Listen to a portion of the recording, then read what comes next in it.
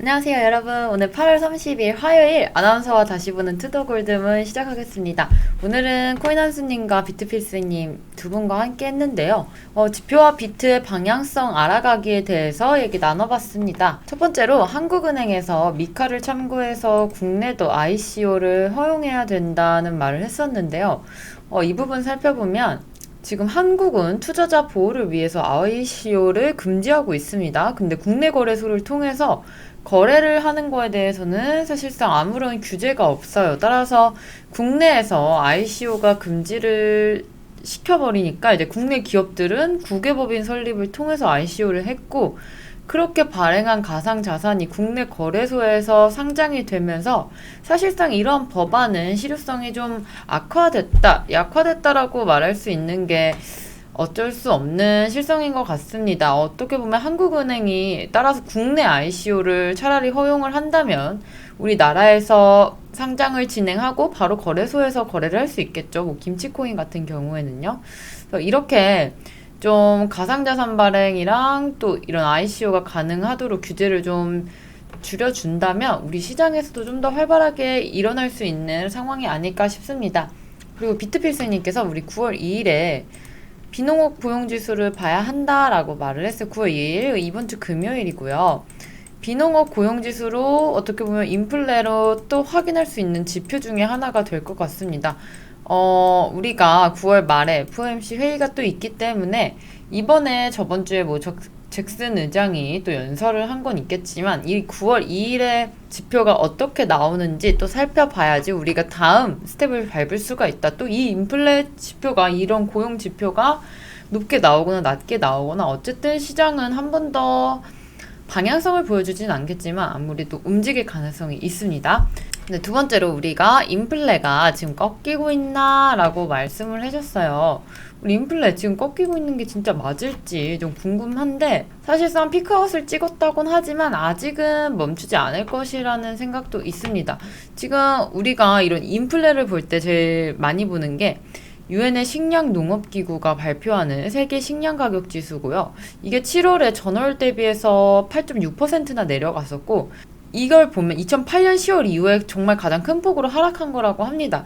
이게 러시아랑 우크라이나 사이가 조금 뭐 좋아진 건 아니겠지만 약간 이런 식량 문제에 대한 해결을 좀 해가면서 좀 물가가 좀 잡혔다 아니면 인플레가 조금은 꺾였다라는 말을 하고 있는데 아무래도 우리가 뭐 천연가스 공급이다 뭐 유가다 이런 것들도 봤을 때 인플레를 말할 수 있겠지만 우리가 인플레를 조금은 잡았다고 해서 금리를 인상을 안 할 수는 없겠습니다. 지금 아직 물가 불안 요인이 없는 것은 아니고 지금 코로나19 완화로 오히려 숙박이나 여행이나 이런 쪽에 소비가 살아나서 서비스 가격이 좀 오를 수가 있기 때문에 이러한 인건비 가격도 더 오르고 서비스 가격이 오른다면 내년에 오히려 물가 상승 압력으로 조금 작용이 할 수 있겠다.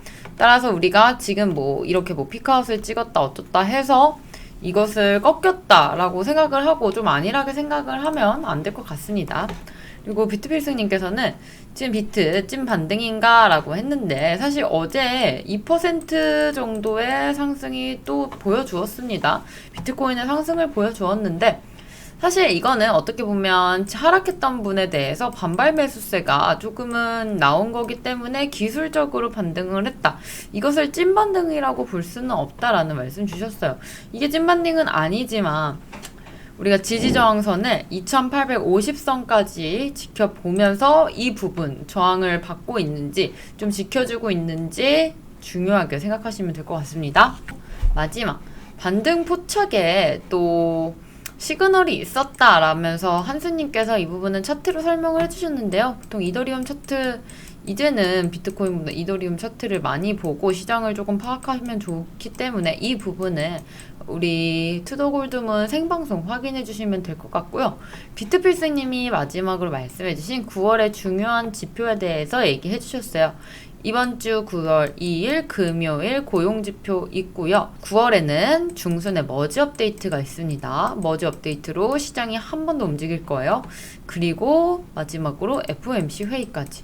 이렇게 있기 때문에 정말 중요한 지표, 굵직한 지표들 많이 남아있고요. 뭐 어떻게 보면 FOMC 회의가 있다, 뭐 잭슨 홀 미팅이 있다, 금리 인상이 있다 이럴 때마다 우리가 얘기를 할 거리는 참 많은 것 같아요. 많지만 이 속에서 우리가 어떤 거를 가져가야 되고 어떤 걸 암호화폐 시장에 적용할 수 있는지 그거는 전문가님들 말씀을 꼭 듣고 공부를 하셔야 되기 때문에 또 오늘 6시와 7시에 코인한수님과 또 비트필승님의 무료 방송이 있습니다. 꼭 오셔서 몰랐던 부분들이나 뭐 오늘 얘기 나눴던 것들 중에 궁금했던 거 있으시면 꼭 오셔서 질문하시길 바라겠습니다. 저는 다음 이 시간에 올게요. 안녕.